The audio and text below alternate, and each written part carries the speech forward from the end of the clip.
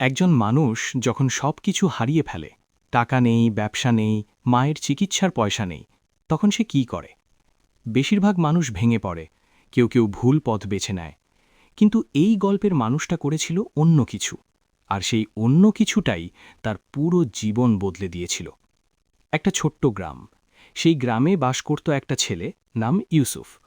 ইউসুফ গরিব ছিল, কিন্তু তার একটা গুণ ছিল যেটা গ্রামের সবচেয়ে ধনী মানুষটারও ছিল না। সেটা হলো মনের শান্তি। সে কখনো নামাজ ছাড়ত না, কখনো মিথ্যা বলতো না, কেউ বিপদে পড়লে সাধ্যমতো সাহায্য করত। গ্রামের মানুষ তাকে ভালোবাসত, কিন্তু একটু অবাকও হতো। তারা বলতো, ইউসুফ, তোমার তো কিছুই নেই, এত কষ্টে আছো, তবু এত খুশি থাকো কিভাবে? সবসময় আল্লাহ আল্লাহ করো কেন? ইউসুফ মুচকি হাসত, বলতো, আল্লাহ তার বান্দাকে কখনো একা ছেড়ে দেন না, এই কষ্টটাও তারই একটা পরীক্ষা। লোকজন মাথা নাড়ত, কেউ বিশ্বাস করত, কেউ করত না। কিন্তু সেদিন আসতে বেশি দেরি ছিল না, যেদিন ইউসুফের আসল পরীক্ষা শুরু হবে। হঠাৎ একদিন তার ছোট্ট ব্যবসাটা বন্ধ হয়ে গেল। কোনো কারণ ছাড়াই বাজার পড়ে গেল, কিছু বিক্রি হলো না, পুঁজি শেষ, হাতে একটা টাকাও নেই, ঘরে খাবার নেই, সংসারে ঘোর অভাব। এই অবস্থায় পুরনো কিছু বন্ধু এলো তার কাছে, বলল, ইউসুফ, চলো শহরে যাই, একটু এদিক ওদিক করলেই টাকা আসবে, সবাই করছে, তুমিও করো। ইউসুফ জানত তারা কি বলছে, হারাম পথের কথা বলছে।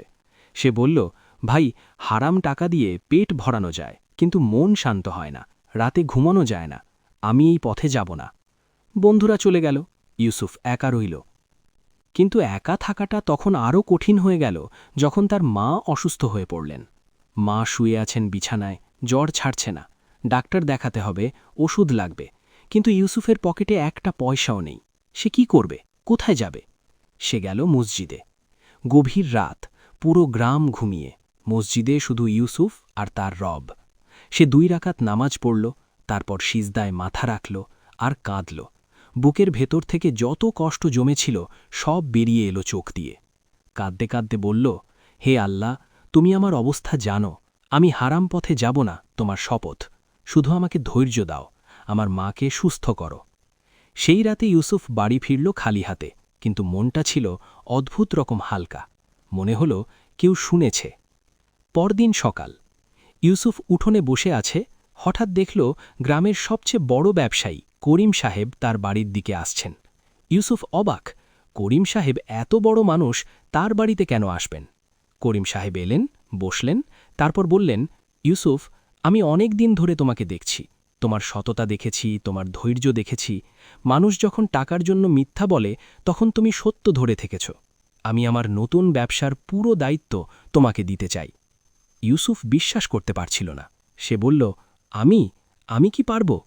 করিম সাহেব হাসলেন, বললেন, যে মানুষ আল্লাহকে ভয় করে সে কোনো কাজেই ব্যর্থ হয় না। তারপর কেটে গেল কয়েক বছর। ইউসুফ সেই ব্যবসাকে এত বড় করল যে পুরো এলাকার মানুষ তার নাম জানল। টাকা এলো, সম্মান এলো, মায়ের চিকিৎসা হলো, মা সুস্থ হলেন। কিন্তু একটা জিনিস বদলায়নি। ইউসুফ এখনও ফজরের আগে উঠে নামাজ পড়ে, এখনও মিথ্যা বলে না, এখনও গরিব মানুষদের সাহায্য করে, কারণ সে জানে যে হাত তাকে তুলেছিল সেই হাতের কথা ভুললে চলবে না। একদিন গ্রামের সবাই একসাথে বসেছিল, ইউসুফও ছিল সেখানে। এক বৃদ্ধ জিজ্ঞেস করলেন, ইউসুফ, তোমার জীবনের গল্প শুনলাম, তাহলে কি কষ্টই মানুষের জন্য ভালো? ইউসুফ একটু চুপ করে রইল, তারপর বলল, চাচা, কষ্ট আমাদের ভাঙতে আসে না, আসে শক্ত করতে। লোহা যেমন আগুনে পুড়ে তলোয়ার হয়, মানুষও কষ্টে পুড়ে খাঁটি হয়।